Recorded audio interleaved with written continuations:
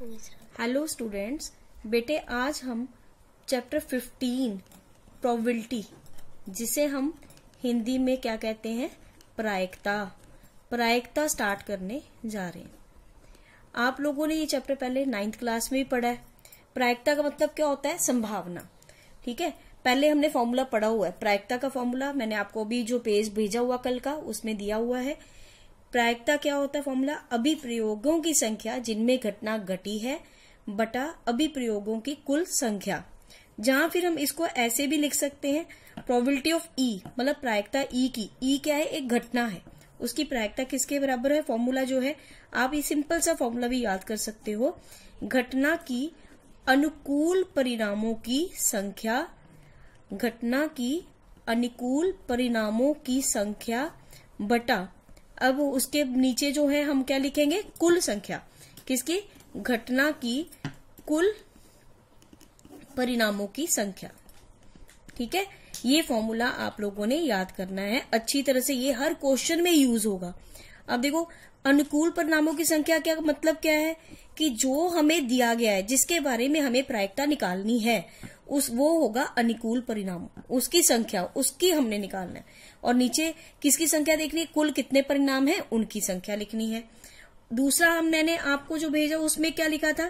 किसी काम के होने की और किसी काम के ना होने की, उन दोनों का जोड़ किसके इक्वल होता है? 1 के, 1 के बराबर होता है। अब किसी काम के होना मतलब प्रायिकता ई की, और ना होना मीन्स ई के ऊपर मैंने डाल दी बार, मतलब कि ना होना। ई बार का मतलब क्या है? ई नहीं, मतलब इस काम की प्रायिकता नहीं, तो उसका उन दोनों का जोड़ किसके बराबर है? 1 के बराबर होता है। और अगर हमें सपोज हमें प्रायिकता ई की दी है और ना ई नहीं की निकालनी है, नॉट ई की निकालनी है, तो आप क्या करोगे? प्रायिकता नॉट ई किसके बराबर होगा? ये इधर जाके माइनस हो जाएगा, प्रायिकता 1 में से माइनस कर दिया प्रायिकता ई।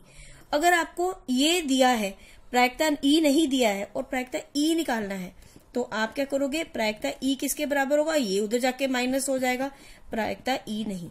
मतलब कहने का कि दोनों में से कोई एक दिया है, चाहे होने की प्रायिकता, चाहे काम ना होने की प्रायिकता, हमें जो एक दिया है और दूसरा निकालना, तो वो एक में से वो माइनस कर देना। जो दिया है वो हम किस में से माइनस कर देंगे? 1 में से माइनस कर देंगे। आगे नेक्स्ट जो है हमारा, वो है, मैंने आपको ये बताना था तीसरा क्या है? कि कोई भी प्रायिकता किसके बीच में होती है? 0 और 1 के बीच में, 0 और 1 के बीच में ही होती है। प्रायिकता कभी भी माइनस में नहीं होती और साथ में कभी भी 1 से बड़ी नहीं होती। अब देखो, जैसे कोई नंबर लाइन है, आपको बताया हुआ पहले, बीच में आता है 0, 1, 2, 3, 4, इस तरह से सारे। इधर क्या आएंगे? -1, -2, -3, इधर सारे। अब जो प्रायिकता होती है वो सिर्फ 0 और 1 के बीच में होती है। अब ना ही वो क्या होगी? माइनस में होगी, और ना ही वो 1 से बड़ी होगी। ठीक है, तो ये याद रखना है हम लोगों ने। चौथा आता है हमारे पास, कोई निश्चित घटना हो, श्योर इवेंट, निश्चित इवेंट पक्का, जो होना ही होना है, उसकी प्रायिकता किसके बराबर होती है? हमेशा 1।